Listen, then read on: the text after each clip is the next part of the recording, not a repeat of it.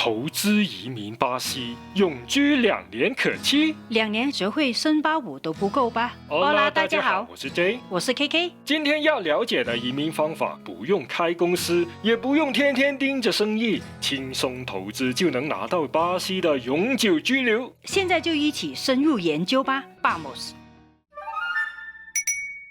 想透过投资来申请巴西的永久居留，按照目前政策，主要有2条路可以走。2条路，哪条路才是通往永久居留的捷径呢？捷径吗？也许是因人而异啦。这2条路呢，一个是投资到巴西开办公司，另一个就是投资到巴西的房地产。投资公司不就是要创业当老板吗？对于我们这种普通人来说，语言不通，法规不懂，难度堪称5颗星耶。没错，投资做生意比较适合有经验的朋友了，因为首先就要投进去一笔钱。比如以个人名义投资的话，至少要50万雷亚尔，大概9万美元了。或者成立一家新创公司，投资到指定领域，那门槛就会低一点，15万雷亚尔，大约28000美元。还需要满足一些特殊条件，比如要创造至少10个工作机会。所以并非随随便便开个小公司就可以咯，感觉还是买房会容易一点啦。没错，对于想更轻松拿到永居来说，买房绝对是首选了。毕竟房地产是个实实在在的东西，跟运作公司相比，应该是更适合普通人的移民方式吧。不如就重点研究一下这条路吧。那我们继续聚焦在投资房地产移民这方面。其实买房的金额比做生意是要高一点，在购买巴西不同地区的房产时，门槛要求也会有所不同。那也是哦，巴西国土那么大，城市又这么多，政策总不能一刀切吧，不然大家都挤到一个地方去，价格就水涨船高啦。如果选择在巴西发展的比较好的地区买房，像是首都圈、中西部、南部等等，包括有里约热内卢、圣保罗这些大都会地区吧，那投资门槛就是100万雷亚尔，大概就是18万美金左右。哇，18万诶，也算是一笔不少的钱啊。有没有一些地方是有优惠政策的呢？买东西都要考虑 CP 值吧？当然有啊。如果在北部和东北部地区买房，投资门槛直接降到70万巴西雷亚尔，大约12万美元左右。一下子降低了那么多，12万美元的买房门槛，算是挺接地气的啦。但这些地区会不会很偏僻呢？基础设施很差的地方呢？刻板印象了。虽然巴西不算是发达国家，但也是拉丁美洲的大国了。像是勒西菲是东北部最大的城市，人口有160万，福塔雷萨人口270万，这些都是东北部的大城市哦。而且那边全年都是阳光沙滩，这样的环境就吸引了很多外国人移居过来常住，人气逐年增加嘞。10几万美元买个海边 house 就能享受温暖的海风，每天看看大海，确实不错哦。那如果我不是自住，而是用这笔钱买几套小公寓，当个巴西包租婆，那也可以吗？没问题啊，投资方式可以很灵活，可以买一栋大房子，也可以买几间小公寓，只要你名下所有的房产总价加起来达到投资门槛就行了。那这样透过买房移民要多久才能拿到永久居留呢？通常来说，成功投资后会先给临时居留签证，等过2年后就可以申请转换为永久居留了。这条路径蛮清晰的啦，移民要选对的路，这样很重要啊。你的支持也很重要，欢迎按赞留言分享你的想法，有任何错漏也请多多指教哦。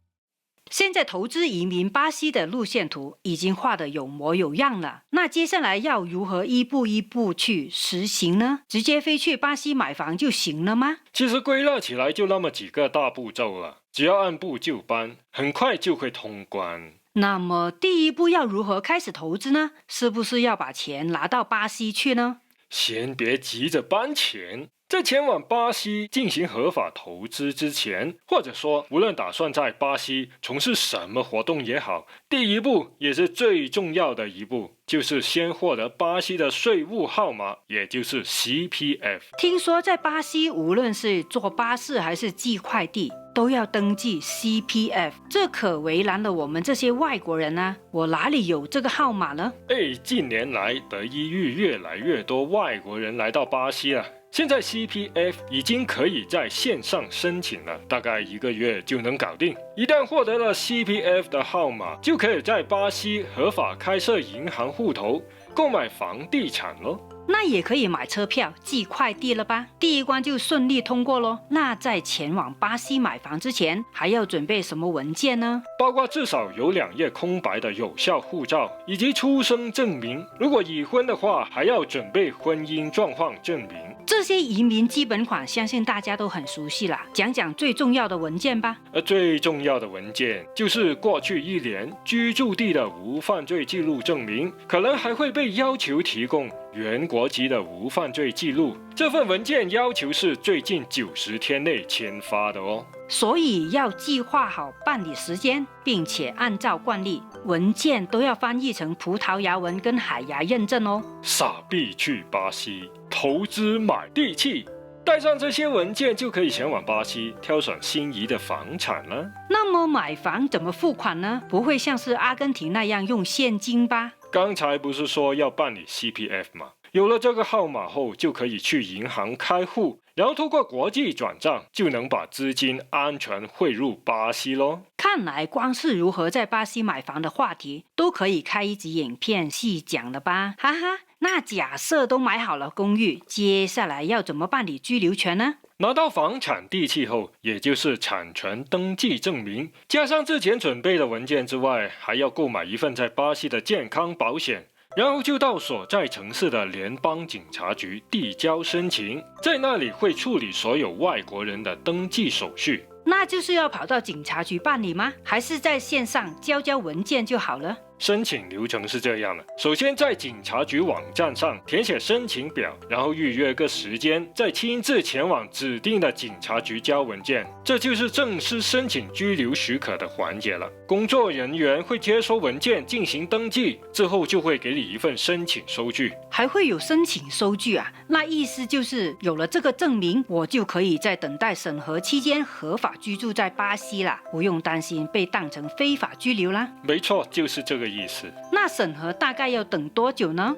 这取决于在哪里办理，因为巴西那么大，每个地区的效率可能都会不一样，快则几个星期，慢则好几个月也说不定啊。这估计时间跨度蛮大啦。不过在等待期间，不用担心过期居留，这点算是让人放心啦。一旦获批后，就可以到警察局领取 CRNM， 这是专门给外国人的身份证，也叫移民登记卡。这也是以后在巴西生活、出入巴西所使用的重要证件，有效期会与居留权相关联。太好了，终于可以开始忘情升85啦！